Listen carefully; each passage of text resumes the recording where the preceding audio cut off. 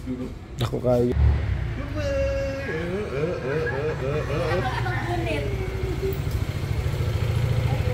Dako, ano yung sa mo tinungan na i-box eh?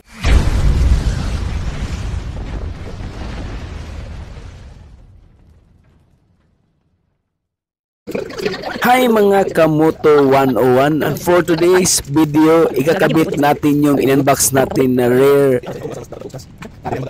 rack at saka top box ng para sa Zontes 368G. Ito yung mga pinsan natin, ating mga very supporter na pinsan, kasama si Mami Daisy Diary.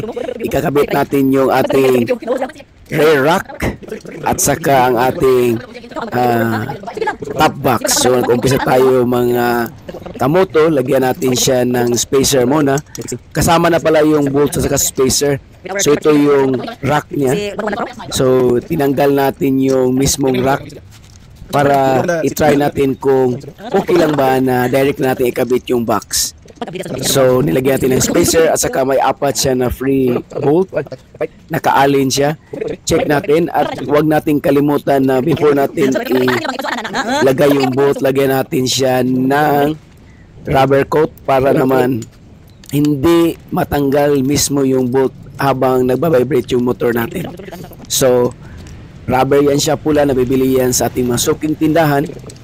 Lagyan nyo yung mga posibleng magbabibrate na mga bolt para hindi siya matanggal habang kayo nagda-drive o nag-adventure. Yung mga dulo-dulo lang at saka safe siya gamitin para maging safe siya sa ating mga bolt. So ayan, nilagyan natin yung dalawa sa baba at saka sa other side. Ito yung meron siyang spacer. So huwag kayo mag-alala kasi yung spacer niya design sa bawat isang bolt na ikakabit mo. Meron din siyang washer. So ayan, may pre na rin siya na allen rings. So paglagay mo ng spacer, lagyan mo siya ng bolt at saka washer. Kakabit mo na siya. So i-fix mo na bago pagtapos ilagay yung ating spacer at saka washer. So ayan, yung rear rack niya, pang apat na bolt na ilalagay mo dyan. Then ang apat fix. So ready for kabit na yung rack.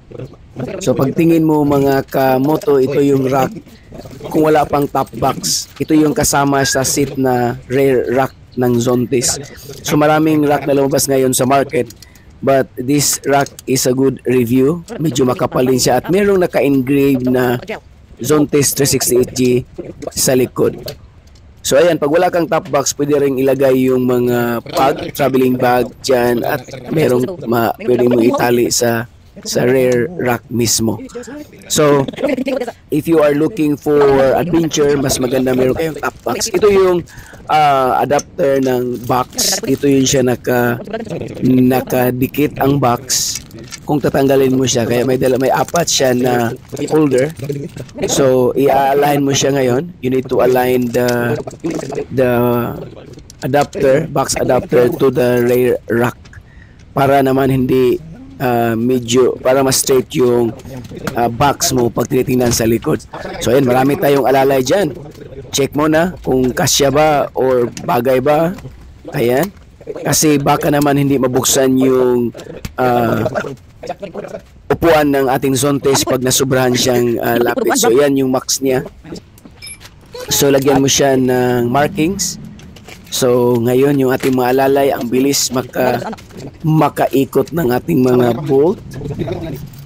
Mas maganda talaga na we have a very supportive family and friends. Of course naman. Ayan, so nilagyan ng sukat. So ilagyan yung apat na bolt. So madali lang siyang ikabit. You can do it by yourself. Aka nga DIY. No need to go to the shop kasi meron naman siyang manual. So ayan, may apat siya na bolt na nakakabit sa rear rack. Kabit yung adapter. So naka-alin pa rin siya. So yun, si adjustador tinitingnan kung straight na ba o hindi straight. Kaya nilagyan ng bolt sa gitna para hindi gumalaw. So naka-DIY lang tayo. Yan. So far so good. Kung gusto niyo talaga na straight, dapat may markings kayo na bolt sa gitna para pag tighten the bolts, hindi siya gagalaw. Kasi ito yung maging silbi na holder ng ating top box. Pangit naman tingnan mga Kamoto 101 kung yung top box mo ay hindi straight. So ayan, shout out pa rin kay Mommy Daisy Diary ang nagbigay ng ating top box sa Father's Day. Kaya pakabait kayo mga husband dyan kung gusto nyo magkaroon ng top box galing sa inyong mga asawa. Yan, that's Mommy Daisy Diary, ang ating riding in tandem always. Pag nagmumotor tayo, kasama-kasama yan.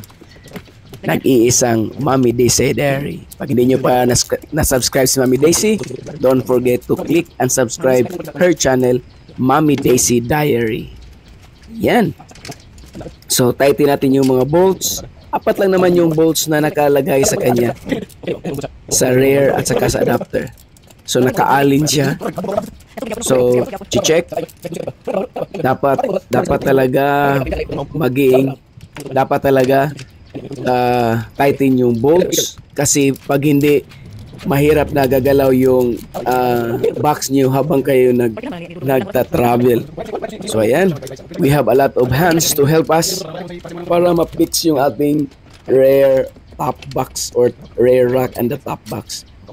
Shout out Adult Stirador, John Arnel. Yan, siya yung mga kasama natin nagkabit ng ating box. So far, mahirap din pala mag-tighten ng mga bolts, mga Kamoto 101, kapag wala kang kasama, kasi gagalaw ang adapter pag tinaitin mo yung bolt. Kaya mas magandang may kasama ka at mayroon kang guide. Lagyan mo ng bolt yung gitna. Ito yung tip na nakuha natin mga Kamoto, nalagyan mo yung center ng bolt para hindi siya gagalaw, hindi siya mumove. So ayan, na tighten natin yung mga bolts. Check natin, pero medyo magalaw. So titingnan natin yung lock, bakit saan ang magalaw dyan, bakit hindi siya medyo gumagalaw yung box. So meron pala siyang apat na rubber holder sa box. So dapat i-tighten mo siya para ma-press yung clip na nakakabit sa box mismo. So tinaitin natin yung mga rubber with bolt na yan siya para ma-press yung holder ng box mismo. So ayan, pagkatapos natin i-tighten, check natin yung box ulit. Yan, this is it, perfect. So ayan, napakaganda. So napakalinis. So ayan yung lock niya sa box mismo. Pagtatanggalin mo siya, so ayan, tighten lang pala ang katapat mga Kamoto 101. Kaya minsan pagtataka ka bakit magalaw yung box mo, you need to tighten the holder ng box. So mati-check mo yan siya pagkatapos mong makabit yung box. So ayan, ito ang size 55L or 55 liters aluminum box. Ang link pala ilagay ko lang diyan sa description. So those who are using Suntis 360G at saka mga adventure bike here in Thailand, if you want to do DIY for your box, pwede naman. Ito yung cushion niya. Ito yung isa sa taas sa may corner. So tatanggalin mo lang yun, naka 3M sticker siya. Check mo na ang alignment, should be in the center. Yan, the first cushion sa corner ng top box. And the second one, ito naman yung sa bandang likuran. Kasi pangit naman walang cushion. So ayan, that's included in the box po. So magandang tingnan yung box. Ayan, malapit nang matapos at may kasama siyang, buksan natin ang box, may kasama siyang reflective stickers. So meron siyang neon green at saka stripe blue and red color. So mahilig tayo sa pula, so pula yung kinabit natin dito sa corner. This reflective stickers is used para naman makita ng nasa likuran mo na may box ka, so hindi ka basta-basta makasagi ng iba. So yan, So bagay lang pala sa Zontes 360G ang size L na 55L na box dahil wide naman yung handlebars niya. So ayan, tapos na tayo at huwag nating kalimutan yung ating trademark, ang ating sticker, Baby June Moto 101. Kaya pag nakita niyo ako sa daan, don't forget to ask, sticker, it's free para sa iyo. So ayan, pwede nating i-road test. Sabi nga nila, baka mag-change yung minor ng motor. Kaya road test mo natin, check natin kung may pagbabago ba kasama si Mami Daisy Diary. So road test tayo. Are you ready, Mami Daisy Diary? Yan, road test tayo. Ikot lang dyan sa may corner para matest natin yung ating Zontes 360G with top box. Ito yung pala yung in-unbox natin. The review from Mami Daisy Diary. Perfect. See you next time.